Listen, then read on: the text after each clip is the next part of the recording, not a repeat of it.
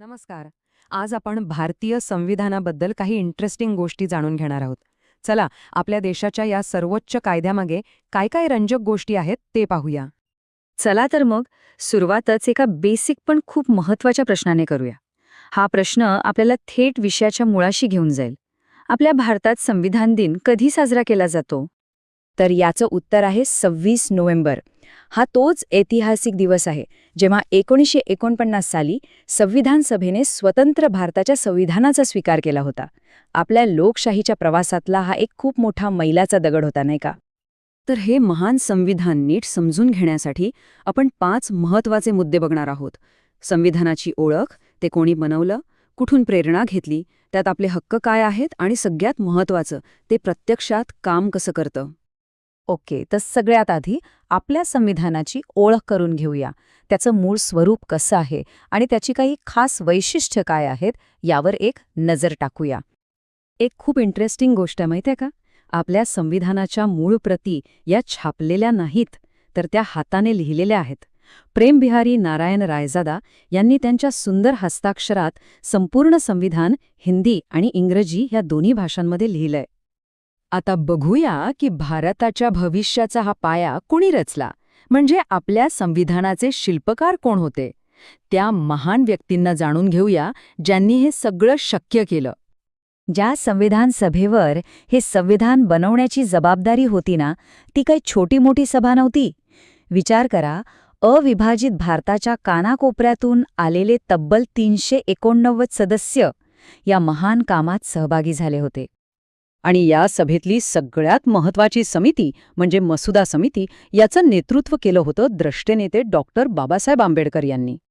आणि या संपूर्ण प्रक्रियेला कायदेशीर सल्ला देण्याचं आणि संविधानाचा पहिला कच्चा मसुदा तयार करण्याचं महत्त्वाचं काम केलं होतं प्रसिद्ध कायदेतज्ञ BN राव यांनी.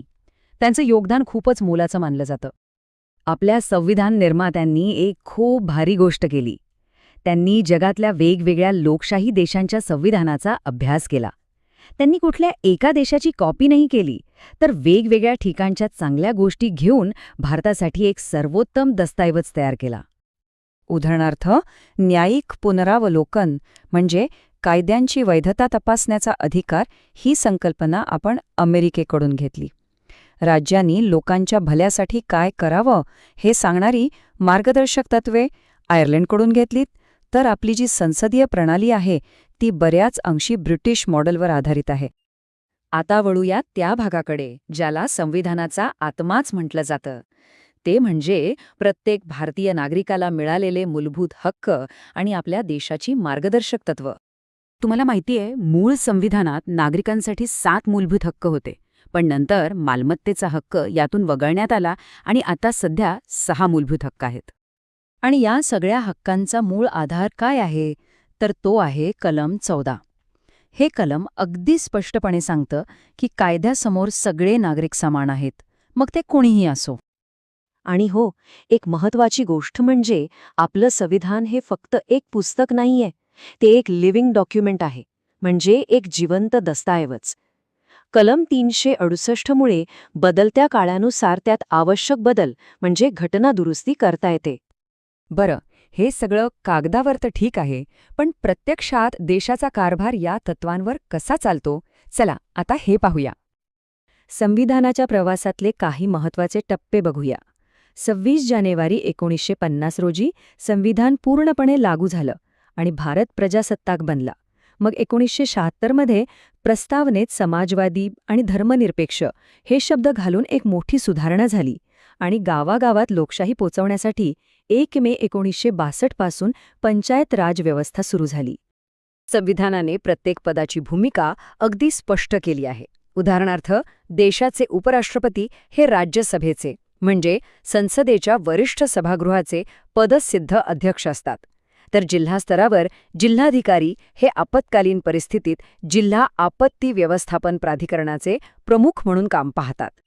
समजा कोणाला आमदार व्हायचा असेल तर त्यासाठी सुद्धा संविधानात काही नियम आहेत.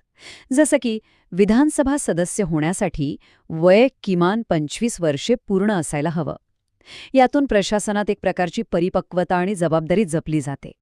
इतिहासातली एक छोटी पण महत्वाची नोंद म्हणजे देशाचे राष्ट्रपती म्हणून सर्वात कमी कार्यकाळ हा डॉक्टर झाकीर हुसेन यांचा राहिला आहे.